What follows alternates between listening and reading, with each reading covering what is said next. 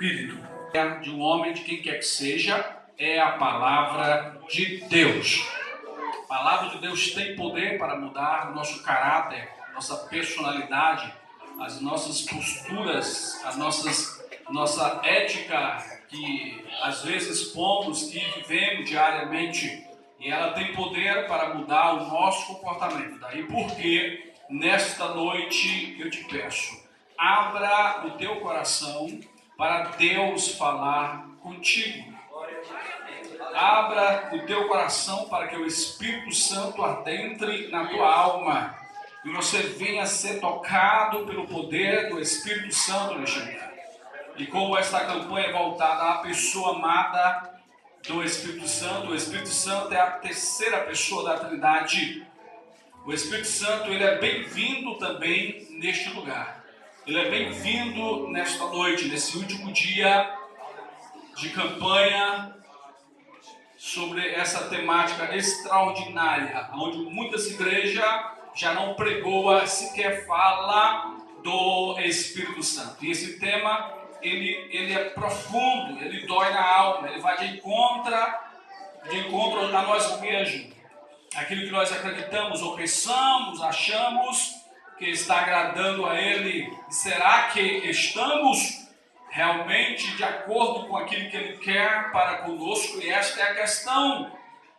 O genuíno Evangelho, ele vai de encontro às nossas convicções. O genuíno Evangelho vai de encontro a nós a ponto de nos constranger e às vezes ficarmos incomodados. Então nesta noite, se você se sentir constrangido ou incomodado, é porque Deus está falando contigo e vai mudar a tua história. Amém? Portanto, nesta noite, o texto que nós lemos, é claro, foi falado várias vezes aqui nesse púlpito. Repito nessa noite: não apagueis o Espírito, não extingais o Espírito de Deus. Existem vários pecados que o homem pode cometer contra o Espírito Santo, mas existe um pecado que é mais grave ainda, é chamado blasfêmia contra o Espírito Santo. Não quero falar sobre isso aqui essa noite, mas eu quero pautar nessa noite pelo menos 3 tipos de pecado que pode realmente entristecer, que pode tirar o Espírito Santo até mesmo de nós, afastar-se de nós e às vezes o Espírito Santo andar triste conosco, distante de nós. Aí você sente a solidão, você sente a tristeza, você sente a angústia, às vezes busca preencher esta solidão ou a tristeza ou o vazio da tua alma em coisas secular. Não, nada disso será preenchido em coisa secular, a não ser com a genuína presença do Espírito Santo de Deus. E nosso vazio, a nossa alma fica chorando, fica dolorida, fica angustiada, fica às vezes perturbada, inquieta, porque há um vazio no homem interior, e esse vazio é o lugar do Espírito Santo que tem que ser preenchido, tem que estar cheio do Espírito Santo de Deus. O primeiro pecado que nós podemos perceber que realmente tira a pessoa do Espírito Santo é resistir o Espírito Santo de Deus. Se você ler comigo, por exemplo, no capítulo 7 de Atos dos Apóstolos, capítulo 7, versículo 51, diz assim: homens de dura cerviz e circunciso de coração e de ouvido, vós sempre resistis ao Espírito Santo, assim como fizeram vossos pais também, vós os fazeis. Resistir ao Espírito Santo é um pecado gravíssimo. Resistir ao Espírito Santo também é pecado. Quando nós observamos esse texto, nós percebemos algo extraordinário, porque quando nós interpretamos a Bíblia, esse tema, essa frase resistir, que é um verbo, quando nós traduzimos do original, significa lutar com agonia, cair em cima, lutar com agonia e lutar contra o Espírito Santo de Deus. É a mesma coisa de você chegar para seu filho e dizer: meu filho, tu não pode fazer isso. Seu filho vira as costas para você e diz: eu não vou lhe obedecer, meu pai. Significa dizer que teu filho resistindo. Quando nós falamos disso, é profundo, é difícil falar, porque o Espírito Santo, ele está caçando neste lugar, guarida, e às vezes existe resistência ao Espírito Santo. Percebam que quando nós lemos no capítulo 6, versículo 3 de Gênesis, o meu espírito não contenderá, não permanecerá para sempre com o homem, porque o homem tornou-se mau, todos os seus desígnios tornou-se perverso. Perceba que o homem, ele era cheio, ele perde agora a presença do Espírito, porque ele resiste o Espírito Santo de Deus nos seus pecados, nas suas imundícias. E quando nós resistimos ao Espírito Santo, ele se afasta de nós.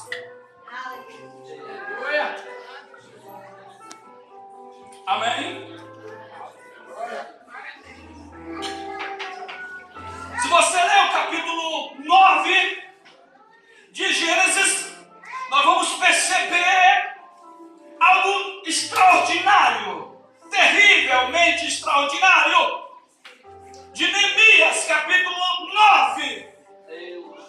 Quando Neemias, no capítulo 9, versículo 30, ele fala da seguinte forma ao povo de Deus: no entanto, os aturaste por muitos anos e testemunhaste contra eles pelo Espírito, por intermédio dos profetas, porém eles não deram ouvido, pelo que os entregaste na mão dos inimigos. Resistiu ao Espírito Santo, ouviu uma palavra como esta, denunciar o teu pecado, e você não se arrepender, e você não quiser mudança de vida. Porque os profetas denunciavam, os profetas falavam, eles ouviram os profetas, mas não acreditavam nos profetas. Resistir ao Espírito Santo é ouvir e não acreditar. Por isso, Paulo disse: hoje ouvides a minha voz, não endureçais os vossos corações. E o povo de Israel endureceu o seu coração. Amado, é um perigo extraordinário, horrível, quando nós endurecemos o nosso coração para a voz do Espírito Santo de Deus. Capítulo 63, versículo 10 de Isaías. O Espírito Santo insistia com eles para mudar de comportamento, mas eles resistiram ao Espírito Santo. Por isso a Bíblia diz: pelo que o Espírito do Senhor tornou-se inimigo contra eles. Sabe o que acontece quando nós resistimos à voz do Espírito Santo de Deus? O Espírito Santo, que é amigo, o homem amigo, ele torna-se inimigo seu. Já viu aquela frase? Ele disse: ei, irmão, eu não ouvi a voz do Espírito de Deus, agora eu estou na prova. Sabe por que essa frase soa por aí? Eu não fui para a obra lá e agora eu estou pagando o preço. Sabe por que essa frase flui por aí? É porque você resistiu ao Espírito Santo. E o preço vem quando nós resistimos. Aí o Espírito se opõe a nós, se opõe a você, se opõe a mim. O Espírito Santo: meu filho, faça isso aqui. Aí você: não, Senhor, manda outro. Não, nem quero saber desse negócio mais. Estou fora, já sofri demais. Aí o Espírito Santo está falando: vai, eu tenho um projeto contigo. Aí você diz: não, já fui crucificado, já fui predestinado, não quero mais saber disso. Você está resistindo à voz do Espírito Santo de Deus. Quem tem ouvido, ouça o que o Espírito diz. A igreja, nós estamos ouvindo a voz do Espírito neste lugar. Louvado teu nome, Jesus. Aleluia. Há um texto terrivelmente que é ratificado também em Zacarias capítulo 7, versículo 12. Observe o que diz a palavra de Deus da seguinte forma: assim fizeram o seu coração duro como diamante, para que não ouvisse a lei, nem as palavras que o Senhor dos Exércitos enviara pelo seu Espírito. que nos precederão. Daí veio a grande ira do Senhor dos Exércitos. Eu preciso que você entenda isso, para me falar mais. Vire para teu irmão e diga: não resiste ao Espírito Santo.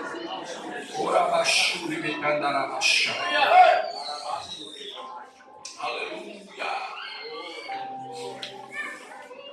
A obra de Deus era uma obra carente. Mas Deus fala que existem pessoas aqui que têm lhes resistido.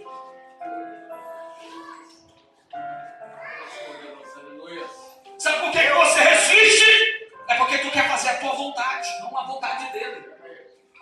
E fazer a vontade dele nem sempre é agradável como nós queríamos. Quem disse que seria confortável fazer a vontade dele? Quem disse isso? Jesus não deixou ninguém enganado. Vocês passarão por luta, aflições, tribulações. Mas tem de bom ânimo. Aleluia. Tem de bom ânimo. Segundo pecado. Aqueles irmãos cometeram 3 tipos de pecado. Hebreu capítulo 10, versículo 29. O pecado de agravar o Espírito Santo. Primeiro, resistir ao Espírito Santo. Segundo, agravar o Espírito Santo. Se você ler Hebreu capítulo 10, versículo 29.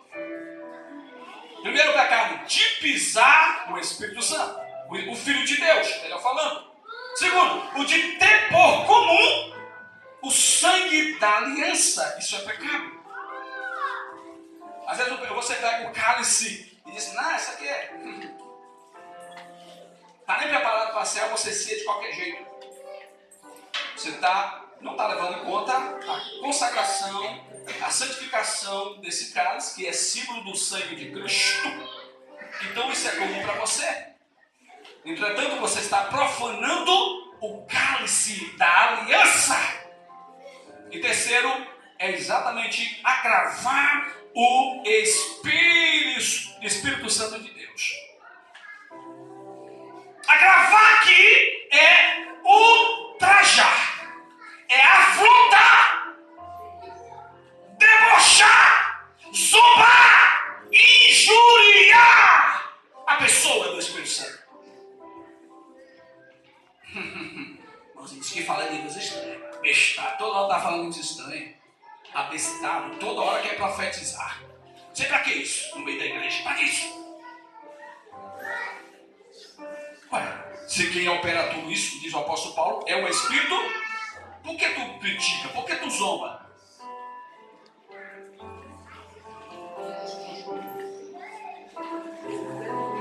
Por que tu ultraja? Por que tu difama? Tu não está difamando o irmão? Tu está ultrajando a pessoa do Espírito Santo que está literalmente no meio da igreja. O Espírito Santo está literalmente no meio da igreja hoje. Quem disse que o Espírito Santo não está conosco? O Espírito Santo está vivo aqui, o Espírito Santo está poderoso em nosso meio. E o terceiro pecado é apagar o Espírito Santo. Se não bastasse resistir, agravar, as pessoas estão agora extinguindo o Espírito Santo. Quando eu era mais novo na fé, eu tinha uma chama, mas agora eu estou maduro. Estou novinho, estou diferente, tenho mais experiência de ver, sabe? É outro nível. Isso é extinguir o Espírito Santo. Você tem vergonha do Espírito Santo? Você tem vergonha de profetizar? Você tem vergonha de até falar em línguas estranhas? Aí você diz: isso é meninice. Esta expressão meninice tem destruído o movimento pentecostal das Assembleias de Deus. Porque os homens crescem tanto em conhecimento e sabedoria que tornam-se apenas homens cheios de conhecimento, vazio do Espírito Santo de Deus. Conhecimento não vai te levar a nada. Conhecimento não vai te levar para o céu. Você tem coisa no céu que é bom. Mas o que vai te levar para o céu é você ser cheio do Espírito Santo de Deus.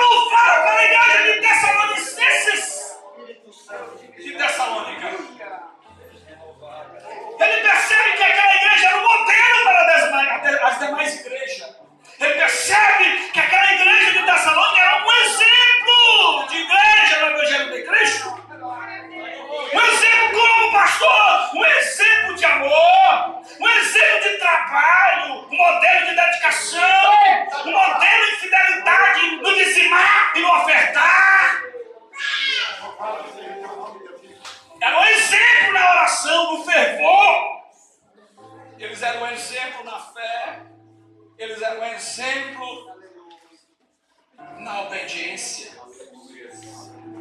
Você percebe que, se você ler o capítulo 1 de 1 Tessalonicenses, você percebe a linguagem do apóstolo Paulo, uma linguagem diferente para os irmãos. E elogia aquela igreja. Só que no capítulo 5, nos versículos finais, ele percebe que aquela igreja estava perdendo o que era essencial: o fervor do Espírito Santo na vida dele. Estão entendendo? Diga bem. Há um fervor no coração da igreja que essa igreja não pode deixar apagar. É chamado fervor do primeiro amor. A chama do primeiro amor. Quando Deus olha para a igreja de Éfeso, capítulo 2, se não faz de memória,